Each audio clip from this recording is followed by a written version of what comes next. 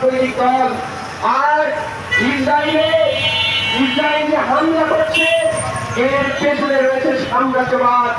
তাহলে ইহুদি জায়নবাদ, এটা বাংলাদেশে ইসলামী মৌলবাদ। এই ইহুদি জায়নবাদ ভারতে ওই হিন্দুত্ববাদী মৌলবাদ। সংগ্রামী বন্ধুগণ, আর সাম্প্রদায়িক সাম্রাজ্যবাদী আগ্রাসন, সেই আগ্রাসন চলছে। আজকে যদি আমরা ইসরায়েলের বর্বর হামলার প্রতিবাদ করতে চাই, ফিলিস্তিনের পক্ষে দাঁড়াতে চাই, তাহলে ভারতে যে হিন্দুত্ববাদী আক্রমণ হয় তার প্রতিবাদ করতে হবে। ফিলিস্তিনের পক্ষে যদি দাঁড়াতে চাই, বাংলাদেশের মাজার ভাঙার প্রতিবাদ করতে হবে। ফিলিস্তিনের পক্ষে যদি কথা বলতে চাই, বাংলাদেশে যে পরিকল্পিত মত সন্ত্রাস চলছে, ধর্মীয় রাজনীতি চলছে, এই ধর্মীয় রাজনীতির নামে প্রতিবাদ করতে হবে।